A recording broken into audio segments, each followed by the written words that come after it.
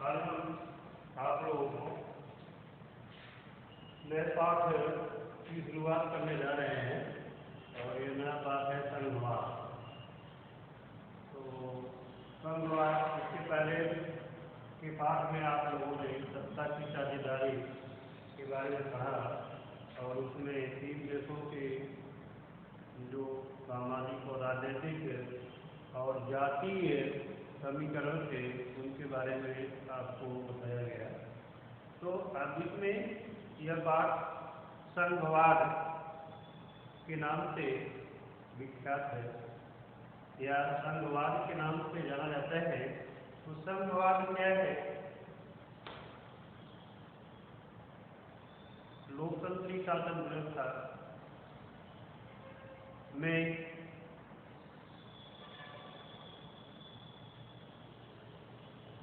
शासन को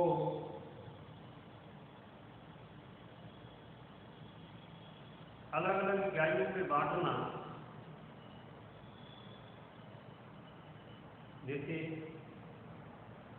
एक देश को हम लेते हैं, एक देश को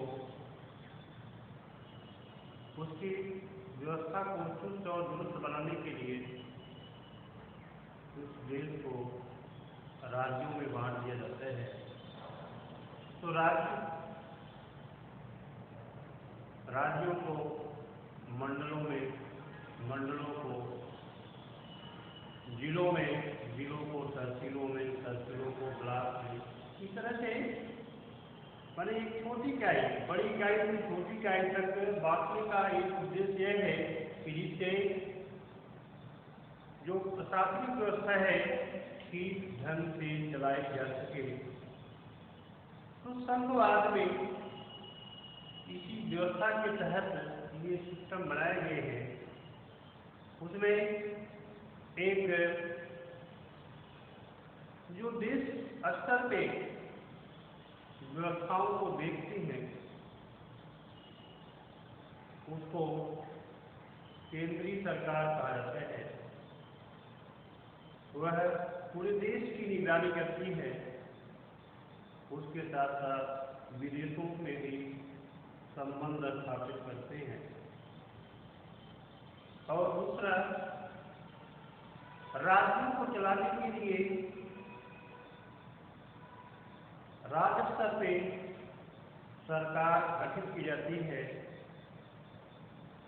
जिसे राज्य की सरकार कही जाती है।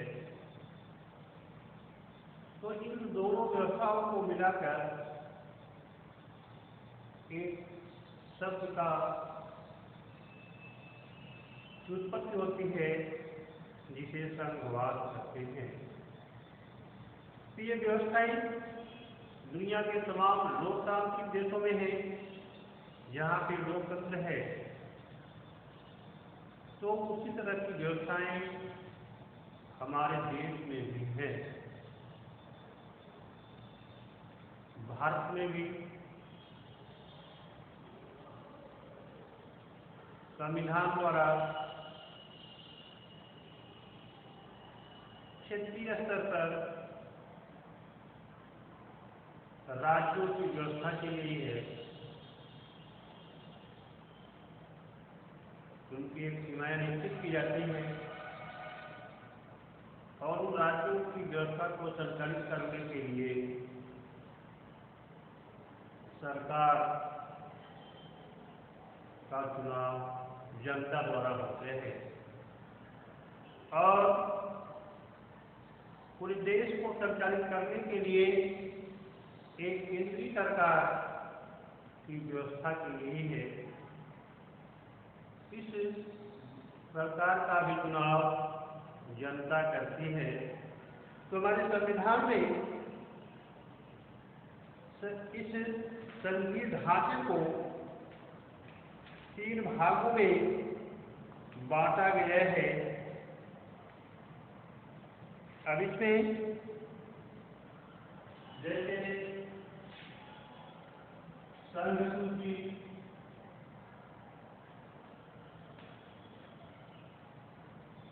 दूसरा है राज्य सूची,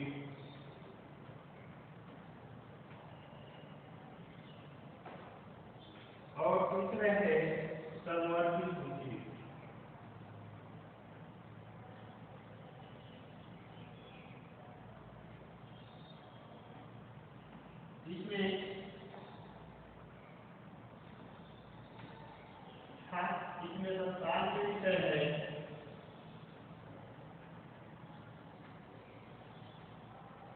इसमें 68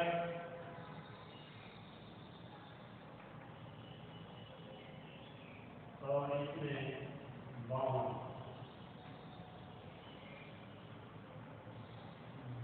विषय हैं।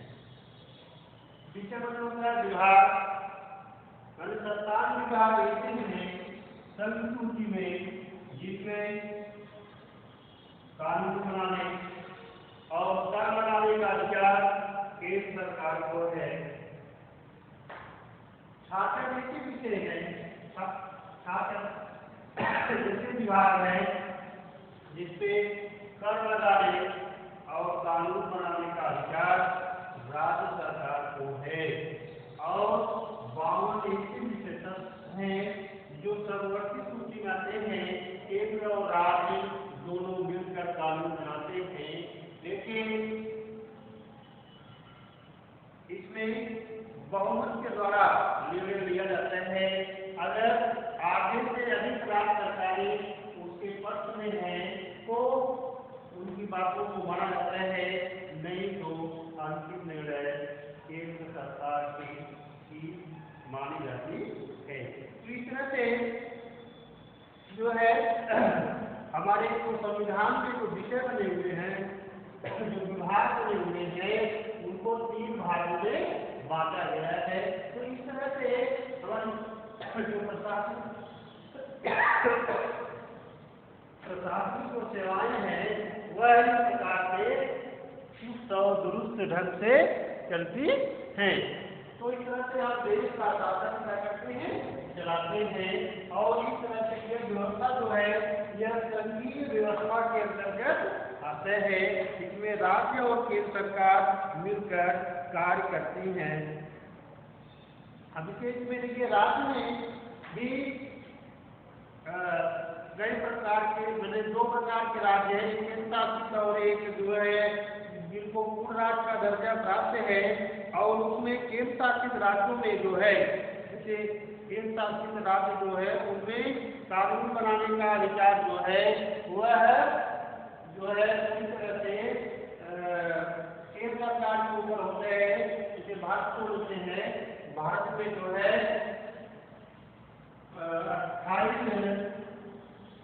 28 राज्य और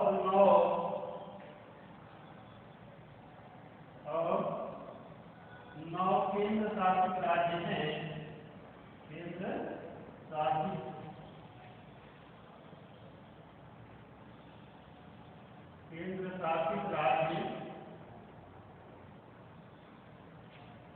केंद्र शासित राज्य जो है वह 9 है और 28 राज्य। पहले जो है 7 केंद्र शासित और 29 राज्य थे, लेकिन जम्मू कश्मीर में धारा 370 को हटाने के बाद जम्मू कश्मीर को 2 भागों में बांट दिया गया।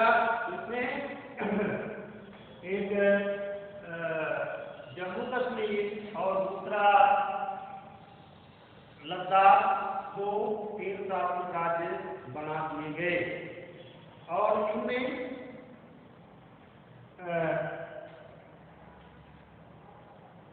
उपराज्यपाल की नियुक्ति होती है। तो उसमें जैसे अभी जो हमारे साथ 9 केंद्र शासित राज्य हैं, उसमें 3 ऐसे केंद्र शासित राज्य हैं जिसमें विधान सभाओं का विधानमंडल का गठन किया गया है। उसमें पौंडीचेरी, दिल्ली और जम्मू कश्मीर में भी विधान मंडल है, माने विधानसभा का वहाँ चुनाव होगा, वहाँ पे मुख्यमंत्री की नियुक्ति होगी। तो इस तरह से और लेकिन अन्य जो केंद्र शासित राज्य हैं उसमें केवल केंद्र सरकार द्वारा जो है उसमें प्रशासक नियुक्त किए जाते हैं। अब इसमें केंद्र और राज्यों के बीच जो है जो बंटवारे किए गए हैं, शक्तियों का जो बंटवारा किया गया है, उनकी सुनवाई के लिए उच्च न्यायालय तथा उच्चतम न्यायालय, सर्वोच्च न्यायालय करता है। माने विवाद अगर होते हैं बंटवारे के संबंध में, कोई भी विवाद होता है, अगर जैसे मान लीजिए केंद्र सरकार और राज्य सरकार के बीच कोई भी विवाद हुआ तो उसमें उसके निपटारे के लिए देखिए यहाँ पे देखिए प्रशासनिक व्यवस्था को बनाने के लिए चलाने के लिए यहाँ पे व्यवस्थापिका कार्यपालिका और न्यायपालिका है। तो न्यायपालिका जो है वो स्वतंत्र है और देश के लिए एक सर्वोच्च न्यायालय और राज्यों के लिए उच्च न्यायालयों की व्यवस्था की गई है। तो उसमें कोई भी विवाद अगर होते हैं तो उसमें हम जा सकते हैं।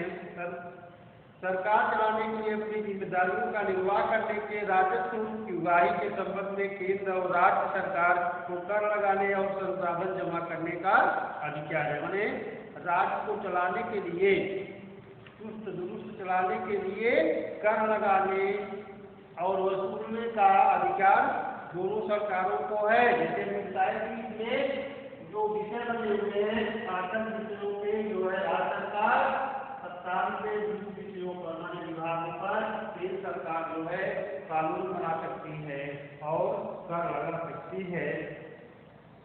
हमारे देखो संघीय व्यवस्था कैसे चलती है। संघीय व्यवस्था को सफल और क्रियाकलापों के लिए संवैधानिक प्रावधान आवश्यक है परंतु इतना पर्याप्त नहीं है। भारत में संघीय व्यवस्था की सफलता का श्रेय यहाँ की लोकतांत्रिक राजनीति के चरित्र को देना होगा। यही कारण है कि संघवाद की भावना विविधता का आदर और साथ साथ रहने की इच्छा हमारे देश के साझा आदर्श के रूप में स्थापित होना सुनिश्चित हुआ है।